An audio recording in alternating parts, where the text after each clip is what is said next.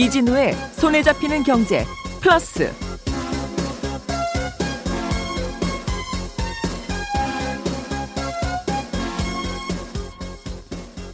안녕하십니까, 이진우입니다. 미국 플로리다주 아파트 붕괴 사고 현장에서 닷새째 수색 작업이 이어지고 있습니다. 작업도 더디고 생존자 소식이 들리지 않아서 지켜보는 가족들은 얼마나 해같을까. 남의 일 같지가 않고 참 안타깝습니다. 우리도 과거에 이런 일을 좀 몇 번 겪었죠. 그런데 이번에 미국에서 발생한 사고도 그렇지만 늘 이렇게 참사가 벌어진 후에 보면 다 그럴 만한 이유도 있고 사고를 알리는 징후들도 있었었는데 우리가 그걸 무시해서 생긴 일들이 참 많습니다. 우리 주변에는 혹시 이런 위험이 없는지, 특히 우리나라 아파트들을 보면 재개발이나 재건축이 계속 지연되면서 노후된 아파트들 꽤 있어서요. 그런 아파트들은 안전성은 괜찮은지 어떻게 점검하고 있는지 궁금해서 오늘은 국내 아파트들 평소 안전점검 어떻게 되고 있는지 좀 자세하게 살펴보겠습니다. 코로나19 이후에 의외로 호황을 누리는 산업들이 좀 있는데요. 그중에 하나가 바로 골프 업계입니다.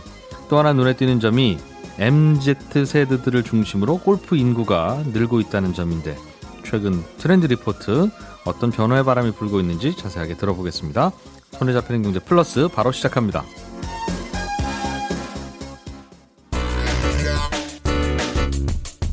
오늘 왜 이래요?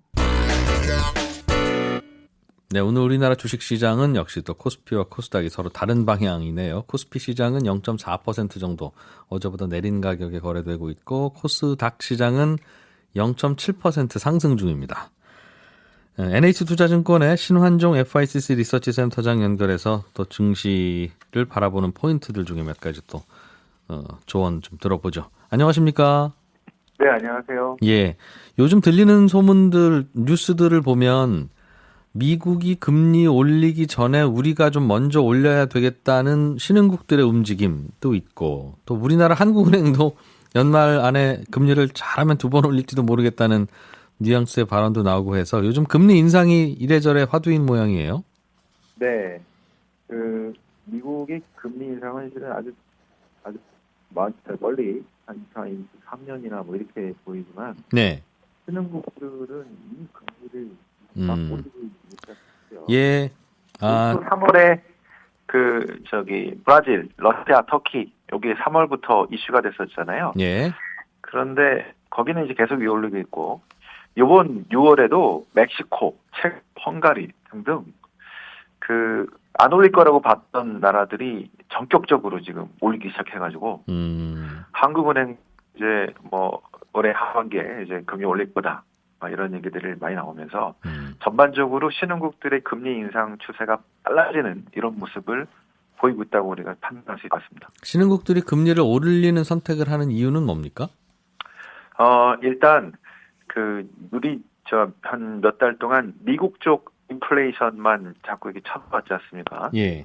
그런데 미국뿐 아니라 실은 글로벌 차원 전체에서 이 물가 상승률이 급등한 상태가 나타나고 있는데요. 우리나라보다는 일단 좀 더 신흥국인 뭐 브라질, 러시아, 그다음에 멕시코 등등은 인플레이션 타겟팅 레벨을 보통 한 3% 이렇게 선으로 잡거든요. 예. 우리나라나 이제 선진국들은 그보다 훨씬 낮은 정도의 수준의 인플레가 보통 나오는데요. 물가 상승률이. 그런데 신흥국들은 보통 한 3%, 어떤 데는 좀 3.5 이렇게 보는 경우가 많은데, 그래서 위아래로 한 2.5%씩 해서 한 5%나 5.5% 넘어가면은 금리를 반드시 올리도록 이렇게 해서 물가를 잡도록 이렇게 돼 있는 인플레이션 타겟팅 이런 제도들이 있습니다. 예. 그런데 지금 올 상반기부터 물가 상승률이 신흥국에서 급등하고 있거든요. 그래서 상단을 하회하는, 이제 상단을 넘어서는 이런 경우들이 많아서 이대로 갔다가는 올해 말쯤 되면은 타겟 레벨을 훨씬 더 벗어나겠다 해가지고 예. 전격적으로 금리 인상을 하는 경우들이 많이 늘어나고 있다라고 보는 게 첫 번째 이유겠고요. 물가가 많이 올라서. 예, 그게 이제 미국뿐 아니라 지금 전 세계적으로 물가 상승률, 인플레이션 압력이 확실히 증가하고 있다라고 보는 게 맞을 것 같고요. 두 번째는 자본 유출에 대한 또 테이퍼링 이런 것들에 대한 우려도 있습니다. 예. 이게 이제 미국이 먼저 테이퍼링을 하고 뭐 등등의 금리가 상승하게 되면은 신흥국 쪽이나 이렇게 들어왔던 자금들이 빠져나갈까봐 외자 유출에 대한 우려 때문에 미리 금리를 올려놔서 그 금리가 올라가면은 그 자금이 빠지려고 하다가도 이쪽에 높은 금리 수익이 있기 때문에 네. 남아있는 경우들이 많이 있거든요. 그래서 보통 자본 유출에 대한 대안으로 금리를 올리기도 합니다. 혹시 그 그게 터키, 네. 네. 그 터키나 러시아 같은 경우가 그런 경우가 많이 있었고요. 미국이 올리고 난 다음에 올려서 대응하는 거는 늦어서 그래요? 항상 네. 먼저 움직이더군요. 네. 그래서 이번에는 그 테이퍼링으로 인한 이 신흥국들의 상황이 맷집이 과거보다 많이 높아졌기 때문에 그 정도까지는 아니지만 아까 이제 물가 상승률 급등과 이런 외자 유출 어떤에 대한 어떤 부담 이런 것들 때문에 일단 지금 선제적으로 올리고 있는 이런 분위기는 계속될 것 같다고 보입니다. 물가가 많이 오르는 이유는 어떤 이유 때문입니까? 일단 그 작년에 비해서 지금 기저효과로 에너지 가격 상승이 가장 컸고요. 예. 그다음에 이제 신흥국들의 경우는 저기 식료품, 농산물 쪽 이 부담 비중이 상당히 큽니다. 네. 전체 물가 지표에 들어가는 인도 같으면은 막 한 40-50% 되고요. 멕시코도 한 30%씩 됩니다. 물론 우리나라나 선진국들은 조금 낮은 비중인데요. 에너지하고 식료품 가격의 이제 급등이 네. 올 초 뭐 이럴 때 이제 상당히 많이 오른 것도 있겠고, 그 외에도 전반적인 그 물가 상승률이 지금은 작년에 대비 기저효과로 경기가 회복이 되면서 아주 높은 수준을 나타내는 것들이 있습니다. 그래서 지금은 저희들이 이제 리플레이션 시기를 지나서 인플레이션 시기로 진입했다.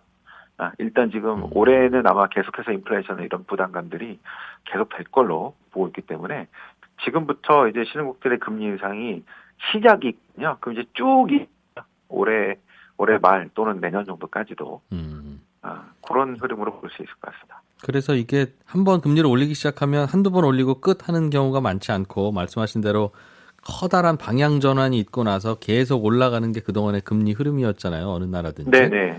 그런데 최근에 이 물가 상승은 작년에 대한 기저효과. 작년이 워낙 이상한 해였으니까요. 코로나 그렇죠. 때문에. 그래서 올해가 작년보다 비싼 거야 이런저런 이유로 당연한데 그 이후에 내년에도 계속 이렇게 인플레가 이제 한동안 없었던 인플레가 시작되는 거냐. 네. 그러니까 일시적인 거냐 아니냐에 대한 고민이 있을 텐데도 불구하고 일단은 물가가 올라간 걸로 나오니까 금리 올리기 시작한다는 거지요? 그 작년에 그 경기가 하락했을 때 대안으로 금리를 엄청나게 내렸지 않습니까? 네. 미국도 그렇고 우리도 그렇지만 전 세계 다 내렸거든요. 신흥국들도 정말 그 기존에 보지 못할 정도로 금리를 엄청나게 내려왔습니다. 예. 신흥국들은 양적 완화하기가 어려웠으니까. 그래서 신흥국들은 금리를 상당히 올려놔야지 다음번 또 경기가 안 좋거나 이런 이슈가 생겼을 때 대응을 할 수가 있습니다. 근데 지금은 너무너무 낮은 상황이라서 예. 이제는 올라가는 그 이 사이클의 시작이라고 보는 거죠. 그래서 이제 아마도 지금부터 뭐 한 몇 년 동안 이렇게 올라갈 가능성이 높아 보이고요. 속도의 차이가 좀 있을 것 같습니다. 그래서 지금 아까 말씀드린 그런 나라들이 시작했고 예. 다른 나라들은 올해 버티다가 내년부터 올라갈 가능성도 있고 해서 예. 어쨌든 지금부터는 이제 금리 상승의 시기가 요 몇 년 동안 온 것 같다. 펼쳐진다고 볼 수 있겠죠. 예. 예, 잘 들었습니다. 우리나라뿐만 아니라 신흥국들도 비슷한 금리 분위기네요. NH투자증권의 신환종 FICC 리서치 센터장이었습니다. 고맙습니다. 네, 수고하십시오.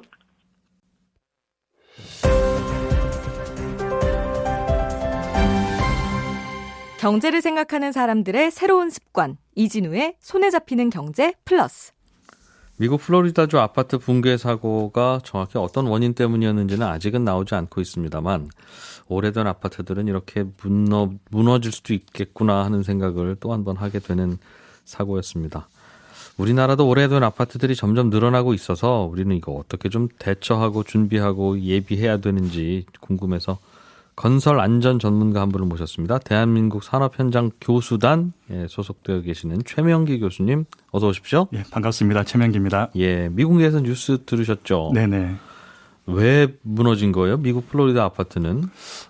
크게 이제 원인은 두 가지로 저는 보고 있습니다. 예. 첫 번째는 그 아파트 건물 자체가 원래부터 상당히 좀 노후화되어 있었는데 예. 거기에 대해서 이제 보수 보강이 이제 되지 않았던 그런 문제점 하나고요. 보수 보강이라면 오래된 아파트를 뭘 수시로 뭐 해줘야 되는 겁니까? 수리 보수를 한다고 보시면 되겠죠. 안 그러면 무너져요? 그거는 이제 무너질 가능성도 있고요. 예. 또는 이제 거기에 대해서는 상당히 이제 좀 더 과학적으로 분석을 해봐야 되는데 통상적으로 좀 노후화가 되게 되면 네. 구조물이 이제 성능을 발휘를 이제 못하는 경우가 좀 있어요. 철근 콘크리트일 텐데. 네, 그렇죠. 그래서 오래되면 네. 힘을 못 받고 무너집니까? 통상적으로 콘크리트 같은 경우에는 최대 버틸 수 있는 게 한 62.5년 정도. 그리고 일반적으로 사용할 수 있는 게 한 45년 정도가 됩니다. 그래서 이제 한 40년 정도가 됐다고 보면 이게 이제 성능을 다 발휘를 못하기 때문에 거기에 대해서는 이제 보수 보강을 좀 해줘야 더 이제 성능을 이걸 발휘를 해서 오래 쓸 수가 있는데 실제 미국 아파트 같은 경우는 한 40년 정도 됐거든요. 예. 그래서 아마 40년 됐기 때문에 어느 정도 상당히 좀 노후화가 좀 됐다 이렇게 이제 판단이 좀 되는 거죠. 그 노후라는 게 우리가 도배한 지 오래돼서 색 바랜 것처럼 눈에 보기 안 좋은 노후가 아니라 철근 콘크리트는 노후돼서 성능 발휘를 못한다는 건 버티고 지지하는 게 안 된다는 뜻 그렇죠. 아니겠습니까? 결국은 저희 사람으로 이제 표현을 하게 되면 아무래도 젊으신 분들하고 연세가 좀 있으신 분들하고 네. 물건을 들 수 있는 그 힘 자체가 좀 틀리잖아요. 예. 젊으신 분들은 좀 더 많이 들 수가 있을 거고 예. 나이가 드신 분들은 아무래도 좀 더 덜 하시겠죠. 그렇겠죠. 마찬가지 콘크리트도 지은 지 얼마 안 된 콘크리트는 상당히 좀 많은 힘을 버틸 수가 있지만 네. 어느 정도 시간이 좀 된 콘크리트는 상당히 좀 그 어떤 버틸 수 있는 한계가 좀 있어서 상당히 좀 그 파기가 좀 빨리 일어날 수 있다 이렇게 이제 보시면 되겠습니다. 그 말은 조금 쉬운 말로 표현하면 무너진다는 뜻입니까? 그럴 수도 있죠. 그러면 중간중간에 오래된 아파트는 보수 보강을 한다는 건 안에 철근을 다시 심을 수는 없을 것 같고 그럼 벽을 좀 그럼 뭔가 콘크리트로 좀 발라요? 어떻게 해요? 통상적으로 이제 어떻게 하냐면은요. 네. 콘크리트는 이제 철근하고 이제 그 콘크리트가 이제 두 개가 결합이 돼서 네. 저희가 이제 철근 콘크리트 이렇게 이제 이야기를 하고 있습니다.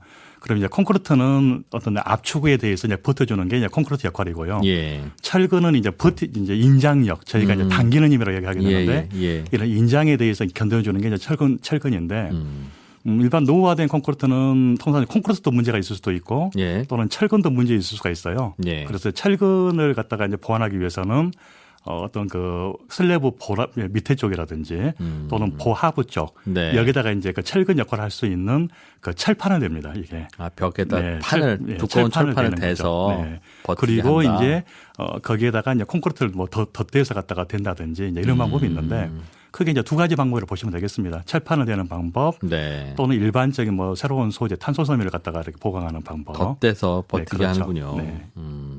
그러면 철근 콘크리트 지은 건물도 한 4, 50년 지나면 정말 위태위태해서 언제 무슨 일이 벌어질지 모를 수도 있다는 거네요. 네, 그렇죠. 네. 이번 플로리다 아파트 붕괴도 낡았는데 보수가 중간에 잘 안 되는 바람에 그렇게 됐다고 보세요. 근데 이게 이제 지금 이제 잘 아신 것처럼 네. 옛날 뭐 일제 시대 때 지었던 그런 구축물들이 있어요. 예. 그러면 그런 건축물들은 지금까지도 버티고 있거든요, 이게요. 예. 그래서 이게 꼭 40년이 됐다고 해서 실은 상당히 문제다 이렇게 이제 단정 지을 수는 없는 거고 실제 이제 그 구조물이 최초 설계는 어떻게 됐는지 네. 또 시공은 어떻게 됐는지 유지관이 어떻게 됐는지에 따라서 무너질 수도 있고 무너지지 않을 수도 있다 않을 이렇게 수도 평가할 수 있다. 있겠습니다. 네. 근데 그 말이 그럼 안심이 되는 게 아니라 그럼 우리는 40년 됐어도 저기는 괜찮아. 저기는 60년 됐어도 괜찮아.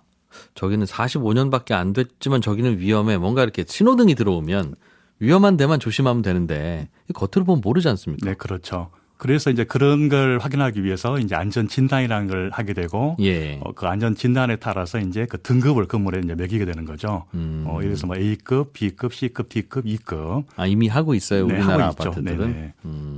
아파트도 그렇고 오래된 건물도 그렇고 다양하게 우리도 이제 오래된 건물이 많아지고 있어서 도시에서도 그러면 모든 건물이 몇 년 지나면 우리 그 전 국민 건강진단 매년 혹은 2년에 한 번씩 받듯이 그렇게 하도록 되어 있습니까 지금? 네, 지금 이제 시설물 안전에 및 특별 유지 관리하는 법률에 의해서 저희가 일명 시트법이라 얘기를 하고 있는데 예. 이 시트법에 의하면은 이제 각 건물에 대해서는 그 안전 점검 그리고 이제 진단을 하게 돼 있습니다. 예. 그래서 뭐 점검이다 그러면 방금 말씀하셨던 것처럼 정기적으로 하는 점검. 네. 그러니까 저희가 이제 뭐 2년에 한 번씩 또는 1년에 한 번씩 병원에 가서 건강 검진을 받는 것처럼 네. 건물에 대해서도 이제 정기적으로 이제 점검을 좀 해야 되는 거고요.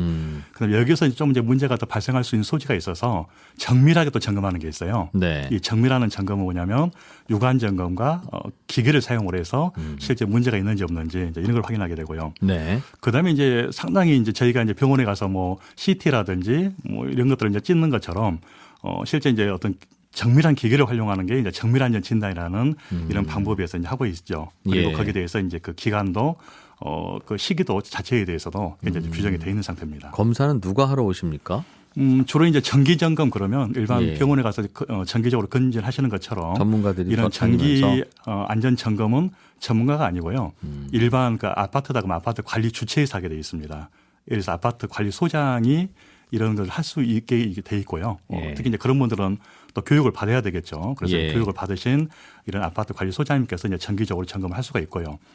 또 이게 이제 문제가 있어서 외부 기관인 뭐 예. 실제 정밀안전 진단하는 그런 기관이든지 또는 시설물에 대해서 유지 관리하는 그런 기관에서도 실제 할 수가 있게 돼 있습니다. 그런 부분에 대해서는. 그리고 이제 아무래도 정밀안전 점검 같은 경우는 좀 이게 이제 난이도가 좀 있어서 네. 그 경우에는 일반인이 할 수가 있는 건 아니고요. 예. 실제 전문기관들. 그건 그렇겠죠. 네, 그렇죠.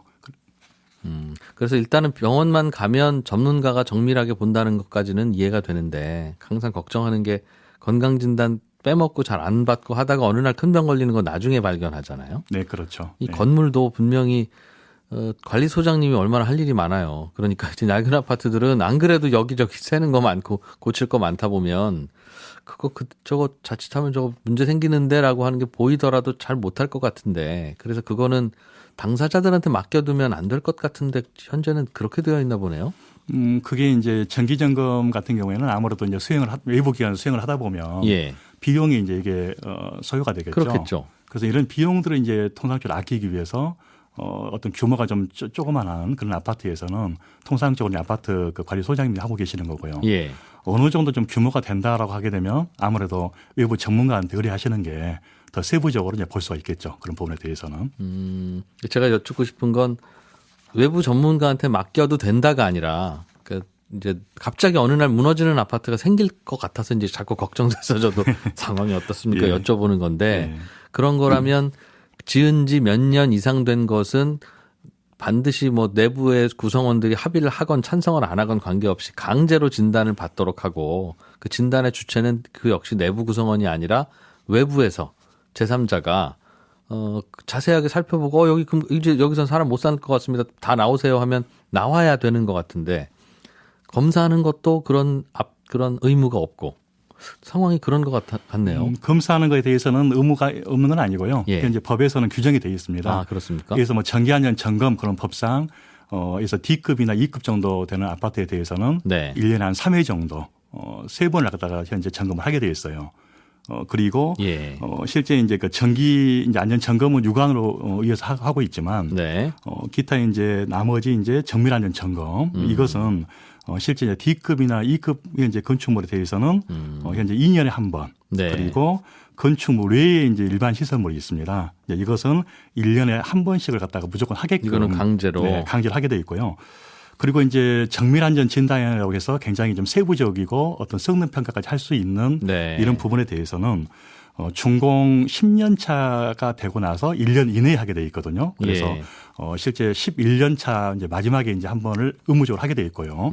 그 다음부터는 이제 그 4년에 한 번씩 또 의무적으로 하게 돼 있습니다. 아, 매 4년에 한 번씩은 네, 모든 그렇죠. 아파트들이나 모든 그 건물들이 다 받습니까? 네. 그래서 이거는 이제 법상 하게 돼 있고요. 예. 이런 그 진단을 하게 되게 되면 그런 어떤 그 보고서 자체, 진단 보고서를 또 이제 국토부에 제출을 해서 거기서 이제 그 진단에 대해서 실질적으로 잘 됐는지 못 됐는지 네. 또 성능은 과연 정확하게 이걸 판단을 했는지 이런 부분까지도 전부 다 현재 확인을 하고 있습니다. 그러면 지금은 전국의 아파트가 등급이 다 있네요. 네, 다 있죠. 4년에 한 번씩 받는 등급이라는 게 네. 그거는 자체에서 소장님이 보시는 게 아니라 외부에서 보는 등급입니까? 네, 그래서 10년 이상 된 아파트다 그러면 예. 무조건 이제 4년에 한 번씩 이건 이제 4년에 한 번씩이라는 것은 예. D급이나 E급을 이제 받았던 아파트를 이제 기준을 하게 되는 거고요. 뭐 A급이나 B급, C급은 또 기간이 틀리는 겁니다. 그래서 A급 같은 경우는 6년에 한 번. 네. 그리고 이제 B급이나 C급 같은 경우에는 이제 5년에 한 번. 뭐 5년이나 4년이나 6년이나 뭐 받으면 될 것 같기는 한데 뒤로 갈수록 더 자주 받게는 되어 그렇죠. 있고. 예를 들어서 저희가 자동차 검사를 받으시게 되게 되면 네. 처음에는 뭐 3년에 한 번 받겠지만 어느 정도 기간이 지나게 되면 2년에 한 번씩 받는 것처럼 그런 일정 주기를 갖다 정해서 알겠습니다. 어떤 점검을 또는 진단을 하도록 되어 하고 있다. 있습니다. 네. 큰 아파트들만 그렇습니까? 아니면 뭐 길가든 어디 골목길에 있는 다가구 다세대 건물들도 오래되면 그렇게 강제로 다 점검받고 등급받게 돼 있습니까? 1차적으로 기존에는 이제 법 자체가 1종, 2종 시설 뭐 그러니까 상당히 큰 거라든지 예. 제법 큰 이런 규모에 대해서 하는 걸로 의무화가 됐었다가 최근에 이제 사고가 많이 발생이 되기 때문에 네. 방금 말씀하셨던 것처럼 이제 제3종 시설물이 있어요. 그러니까 소규모 건물이지만 안전관리가 필요하다라고 생각되는 건물에 대해서는 현재 역시 동일하게 하고 있는데 그게 어느 정도 규모의 건물입니까? 지금 소규모 건축물이다 그러면 일반적으로 이제 건축 허가 대상이라고 보시면 되겠습니다. 그래서 전번에 이제 광주에서도 철거 사고 하면서 이제 붕괴됐던 것처럼 네.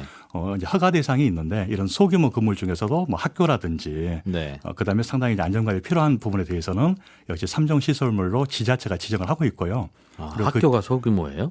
학교는 이제 소규모로 볼 수가 있죠. 층수가 그렇게 높지가 않기 때문에요. 학교보다 작은 건 소규모조차도 아닙니까?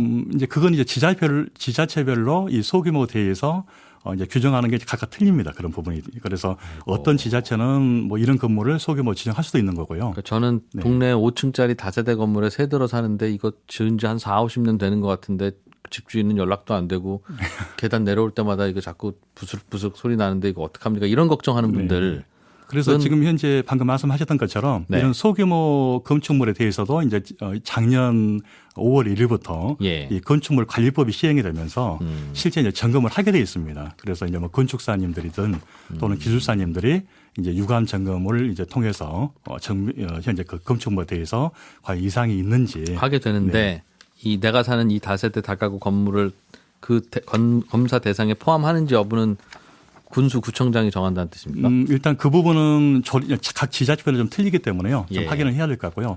어떻게 됐든 간에 현재 지금 상태에서는 건축물 관리법에 의해서 일정 규모 이상, 그러니까 쉽게 이야기해서 건축 허가 대상에 대해서는 일단 정기 점검을 현재 받게 돼 있다 이렇게 보시면 되겠습니다. 네. 법규가 참 어려워서 건축 허가 대상은 집 한 채 작은 거 지을 때도 허가 다 받아야 되잖아요. 대부분 3층 이상에서 지하나 지상 포함해서 3층 이상 정도 된다고 보시면은 일단은 점검을 하게 된다 이렇게 보시면 되겠습니다. 작아도 그거는 의무 대상이다. 네, 여기서 이제 뭐 연면적이라든지 층수 제한이라든지 높이 제한이 있거든요. 그래서 통상적으로 뭐 12m 이상 그리고 이제 알겠습니다. 지하나 지상이 됐든 3층 이상이면은 실제 점검을 하신다 이렇게 보시면 되겠습니다. 그럼 4년에서 6년 사이 한 번씩 점검하고 등급이 나쁜 등급을 받으면 그 다음부터는 1년에도 한두 번씩 하고 한다는 일단 겁니까? 이제 4년에 한 번씩 받는 것은 이제 정밀안전 진단이고요. 그러니까 진단 결과 D급이든 E급을 받게 되게 되면 거기에 대해서는 뭐 보강을 한다든지 사용 제한을 한다든지 또는 뭐 재건축을 갖다가 하게끔 한다든지 또는 개축을 하게끔 한다든지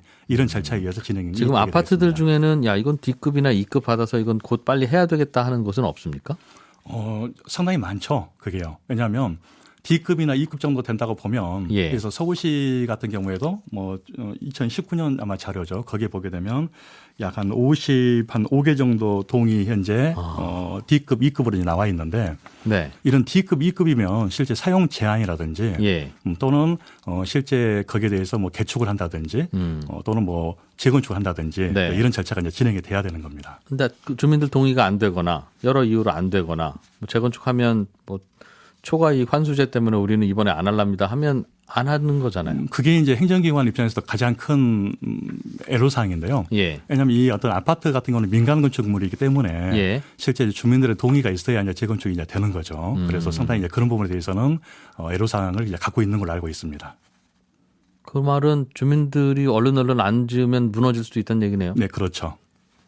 그러면 재건축은 안 하셔도 되는데 일단 살면 안 됩니다. 일단 다 나오세요는 안 됩니까? 그게 현실적으로 이제 행정기관에서 그렇게 이제 하기에가 재산권 어떤 침해하고 관련이 되다 보니까. 그럼 그러다 무너지면 어떻게 해요? 그래서 가끔 이제 보면 그런 경우가 많죠. 무너지는 경우가 많아요? 무너지는 경우도 있고 건물이 이제 기우는 경우도 있고 그래서 무너지지는 않았지만 건물이 뭐 기운다든지 상당히 이게 이제 사용할 수 없는 정도가 돼서 어떤 침하가 된다든지 또는 옆으로 기운다든지 이런 경우가 있는데 그래도 재건축은 재산권이고 네. 그 나오시라고 하는 건 거주권이라 못 건드리고 무너지면 할 수 없다. 네, 일단 뭐 행정기관 입장에서는 사용 금지를 이제 권고를 할 수가 있겠지만 주민들이 거기에 들어가서 살게 되게 되면 강제적으로 할 수 있는 방법은 현 상태에서는 없는 것입니다. 현재 법규는 그렇다. 알겠습니다. 관리 어떻게 되고 있는지 상황을 좀 여쭙고 싶은데 좀 개선할 게 있네요. 말씀 들어보니까. 실제 방금 말씀하셨던 것처럼 뭐 예. D급이나 E급이 돼서 이 건물은 도저히 사용이 불가하다 그러면 아니 강제로 네. 식당 문도 지금 닫고 코로나 때문에 그거는 하는데 무너질 것 같은 건물이면 모르겠습니다. 상황은 그렇군요. 예, 대한민국 산업현장교수단의 최명기 교수와 함께 낡은 건물들 어떻게 관리되고 있는지 점검하고 들어봤습니다. 도움 말씀 고맙습니다, 교수님. 네, 감사합니다. 네. 오늘의 뉴스를 프로파일링합니다. 평일 저녁 6시 5분 표창원의 뉴스 하이킥.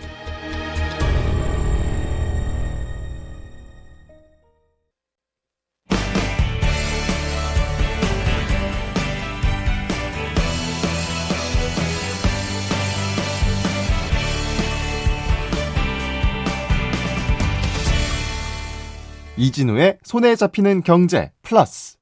예. 코로나19 덕분에 아주 세력을 넓힌 여러 산업 중에 하나가 바로 골프 산업이랍니다. 요즘은 젊은 층의 유입도 아주 빨라지고 있고 해서 전성기를 누리고 있다고 하는데 요즘 골프업계 트렌드를 조금 더 자세하게 살펴보겠습니다. 트렌드 리포트 로그인디 조현경 대표와 함께합니다. 어서 오세요. 네, 안녕하세요. 골프라고 하면 예전에 나이도 좀 있고 이거는 사업상 비즈니스 덕 때문에 회사 돈으로 하는 네. 게 일반적이었는데 요즘은 아닌가 봐요. 네, 최근에는 그 골프 인구가 많이 젊어지고 있는데요. 젊은 층들이 많이 유입되고 있습니다. 예. 한국레저산업연구소나 KB금융경영연구소를 비롯한 그 증권사들이 내놓은 골프 산업 관련 리포트에서도 확인을 할 수가 있는데 국내 전체 골프 인구가 지난해와 비교했을 때 올해 46만 명이 늘어났다고 해요. 그래서 전체 인구가 골프 인구수가 515만 명으로 추산하고 있는데 이 증가한 46만 명 가운데 2030 세대 골프 인구만 따로 떼서 보니까 예. 30만 명이 늘었다는 겁니다. 그러니까 새로 골프를 시작하는 분들이 대개는 젊은 분들이다. 네, 그렇죠. 과거랑 비교해봤을 때 이 2030 세대 젊은 세대가 골프로 진입했다라는 게 굉장히 좀 새로운 그 분석 자료인 것 같은데요. 예. 보통 이제 우리가 초보 골퍼라는 말을 많이 쓰는데 최근에는 이 초보 골퍼를 골린이라고 얘기를 하거든요.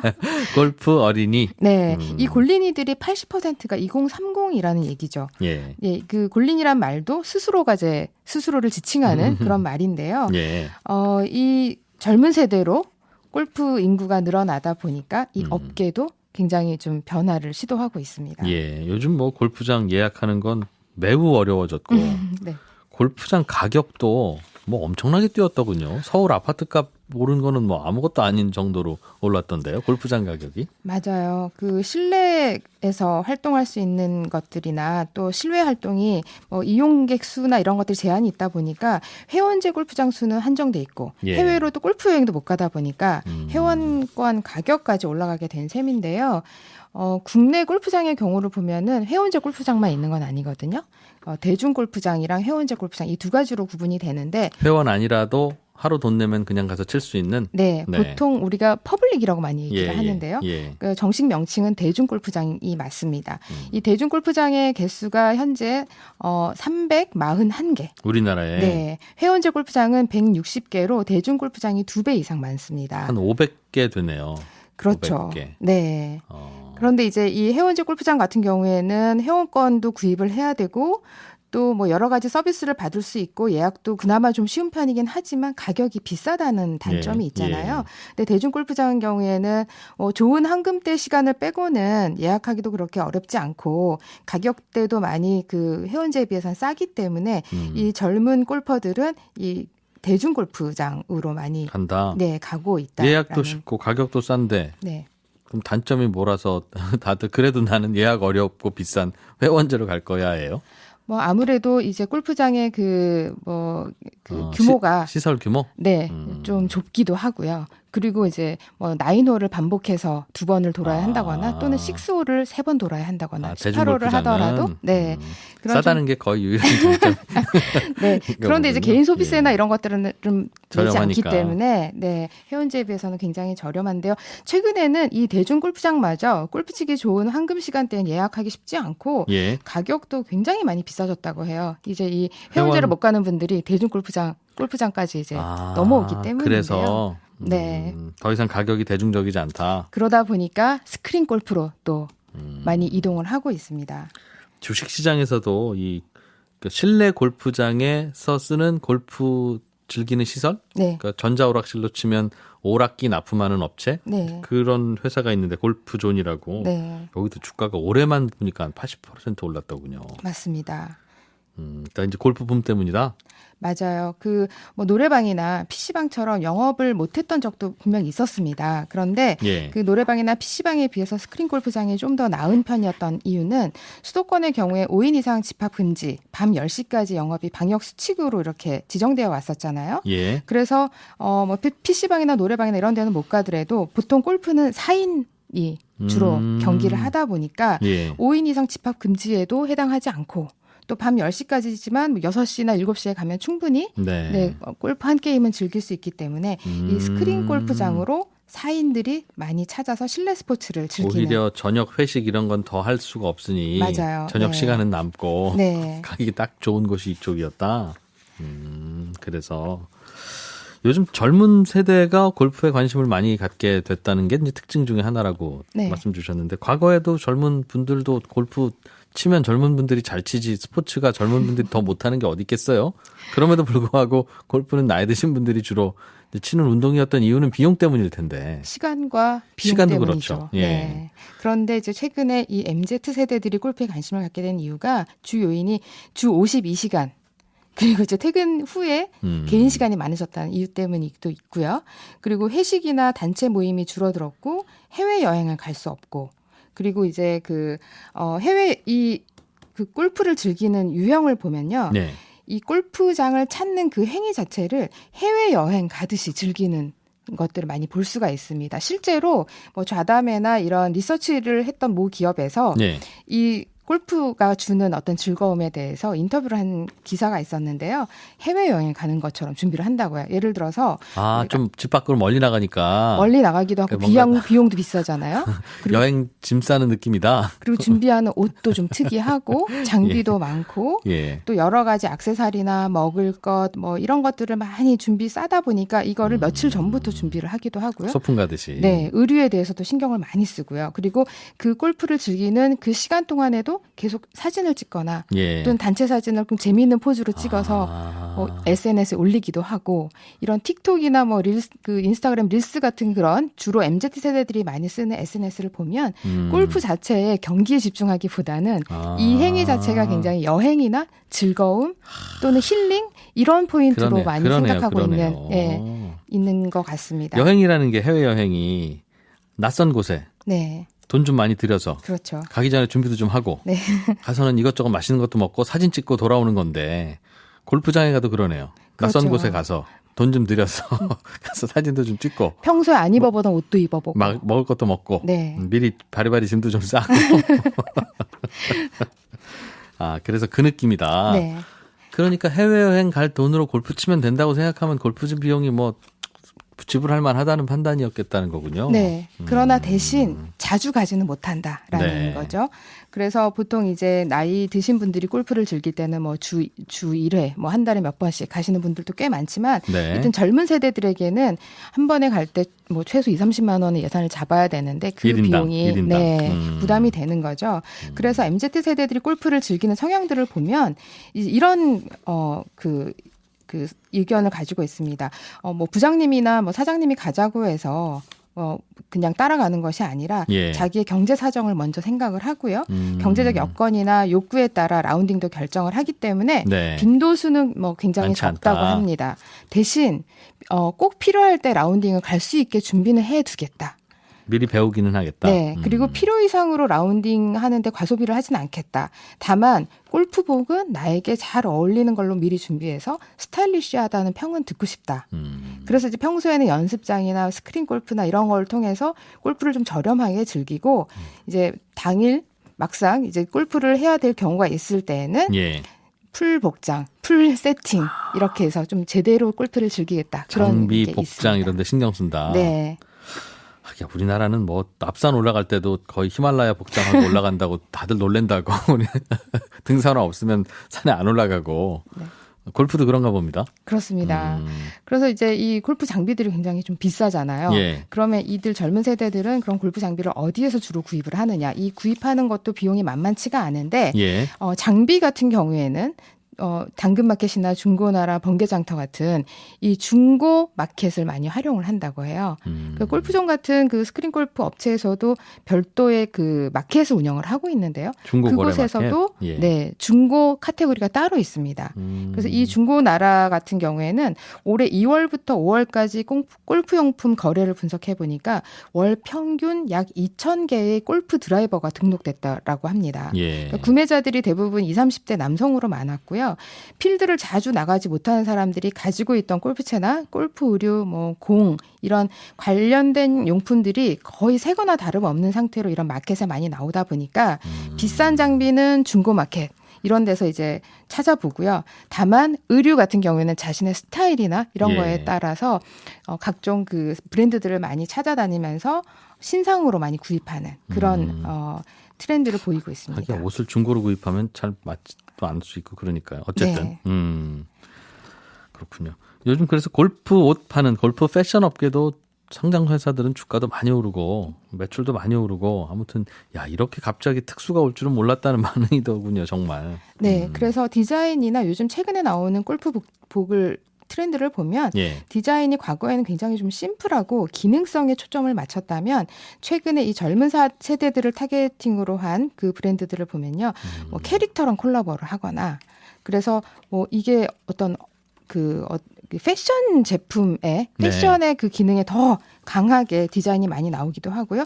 그리고 몸매를 더 많이 드러나 보이게 하거나 또는 더 날씬해 보이게 하는 보정의 효과 또는 기능성, 골프를 잘 치게 하는 기능성의 효과보다는 몸매를 좀 보정해주는 효과 그런 디자인으로 많이 나오고 있고요. 실제로 이런 골프 업계에 그 기획하는 분들의 얘기를 들어보면 SNS에서 골리니, 뭐 골프스타그램 골프웨어, 골프 패션 이런 걸 검색을 해보면 예. 주로 이들이 많이 사진 올려놓은 그런 제품들을 쭉 볼 수가 있는데 요즘의 트렌드는 골프복의 트렌드는 이런 거구나라는 걸 SNS를 통해서 많이 볼 수 있다고 합니다. 그래서 어딜 가든 사진 찍으러 가는 게 대부분이다 보니 네, 맞아요. 골프복이 더 중요하겠죠 예전보다. 네, 그리고 이제 좀 재미있는 아이디어도 많이 가미를 하고 있는데요. 그 위에 골프복 의상에 네. 공을 예쁘게 담을 수 있는 그런 포켓을 넣는다거나 또는 스코어 카드를 기록할 수 있는 스코어 카드가 부착되어 있는 뭐 티셔츠가 나오기도 하고요. 또는 이제 그 기존에는 한 번도 생각하지 못했던 그런 골프복의 디자인들이 최근에는 이게 일상에서도 입을 수 있는 그런 걸로 가미돼서 애슬레저 룩이라고 하죠. 그래서 디자인과 기능을 모두 만족시키는 그런 제품들이 많이 나오고 있습니다. 그래서 이 골프복 관련돼서는 편집샵들도 지금 등장을 하고 있어요. 골프 선수 아닌 모델들도 많더군요. 골프복 모델이. 골프복의 경우에는 어차피 골프를 잘 치기 위한 게 목적이 아니다. 맞아요. 그래서 인플루언서나 뭐 모델이나 유명 그 뭐 연예인들과 콜라보를 많이 하고요. 예. 다만 골프 장비 같은 경우에는 골프 선수들 기능이 굉장히 중요하다 보니까 예. 장비는 여전히 선수들이나 프로들과 콜라보를 많이 하지만 이 예. 패션은 인플루언서랑도 많이 콜라보를 하고 있습니다. 코로나19가 좀 잠잠해지면 다시 이제 예전으로 돌아가다 보면 골프 시간 칠 시간도 줄어들고 그럴까 이제 하는 예측에 대해서 이게 한번 배우고 맛들인 거는 중단할 수 없어요 하는 의견이 꽤 있는 것 같더군요. 네, 해외로 골프 여행도 갈 수 있고 예약하기도 좀 더 쉬워서 예. 라운딩 비도 상대적으로 좀 더 저렴해질 수 있는데요.